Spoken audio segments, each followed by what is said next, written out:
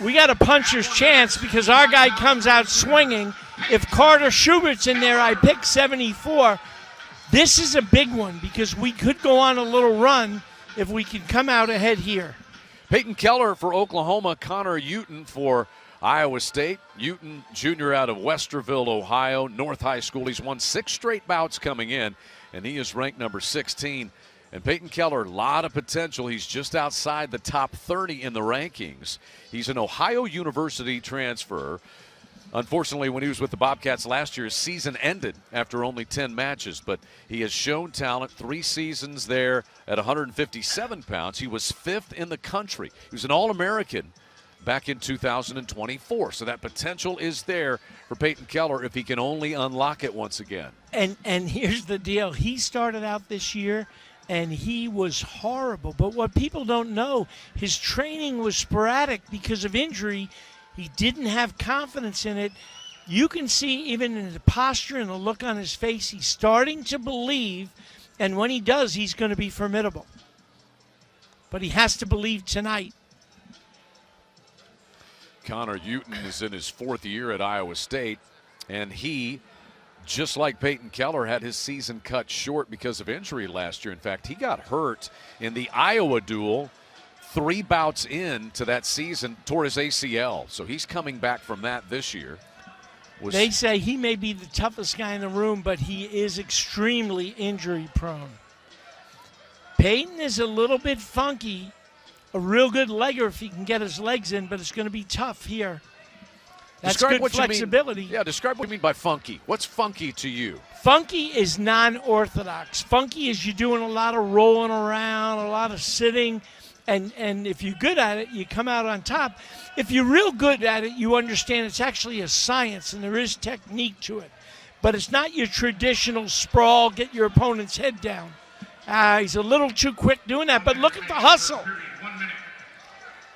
I like the hustle here. Pretty good action. No scoring.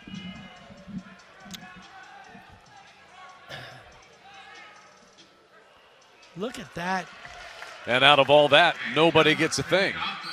Kellar is able to kind of stay away from getting scored on there. That shot was between bad and worse. Let's just hope he was trying to get out of bounds. He's got a real nice dump. He's got to get to his inside tie.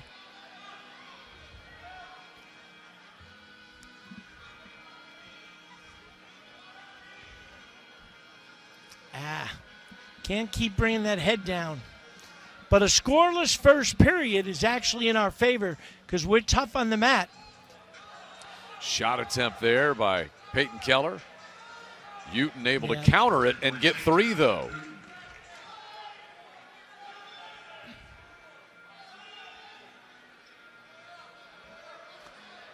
Yeah, the problem with funk is you can't do it when you're on bottom because you generally expose your back to it. So it's an unanswered takedown to end that first period and the 3-0 lead. We'll see how they start here for period 2. Interesting. Their choice, neutral. They don't want to go under us. So that's something to remember going into the third.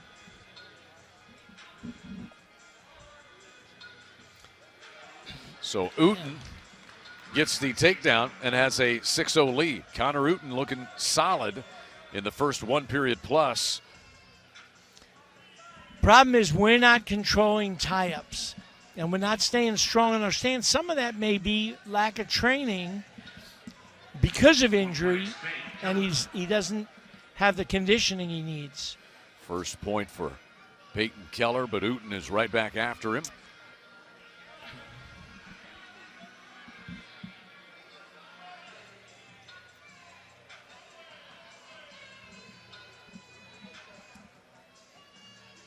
They're doing a great job being on our head, pulling us down, tiring us out.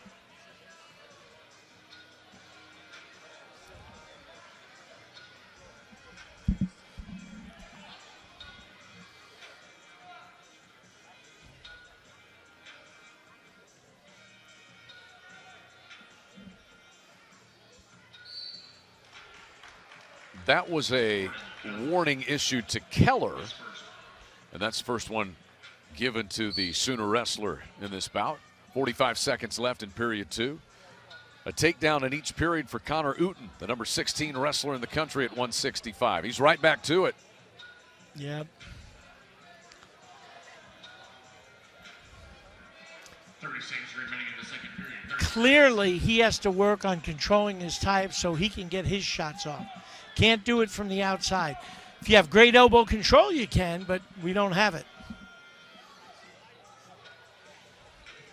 And there's 3 near fall points for Euton as well. 3-point takedown. And sadly, these are coming way too easy, so there's a little bit of mental fatigue, if not physical. And now a comfortable 9-1 advantage for Connor Euton, headed to the third.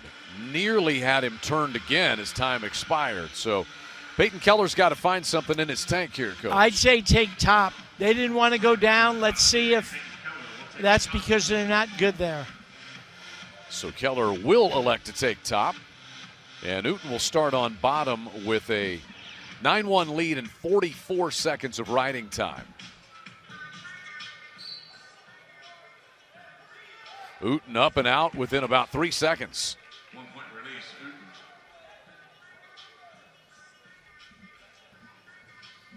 You know what's interesting? As bad as this beating is, you would think, well, at the Big 12s, there's no chance. I saw one of the brands, they both did it actually, but one of the brands is beat Kendall Cross so bad in a dual meet at Oklahoma State, you would say he will never beat him. And Kendall's funny talking about it. He said he would be looking over at his coach like, come get me, come get me. But at the NCAA tournament, he turned it around and beat him in the semifinals. So a lot of it's from the neck up. You get that squared away and you're in business. And then he would go on to win a gold medal. That's exactly right. And beat Terry Brands to make the team. The funny thing in that match, he said one time he's just getting destroyed and he looks up and this cheerleader has this horrific look like, oh no, you're getting killed. The things you notice when you're out there, huh? Yeah, yeah. Oh, 45 seconds to go, and near fall points here would end it on a tech fall, and that's what's going to happen. It'll be 4 near fall points awarded to Euton. And this bout's over on a tech fall. 18-1 is the final. That's 4 consecutive bonus point wins for Iowa State, and the Cyclones in command of the duel, 24-0.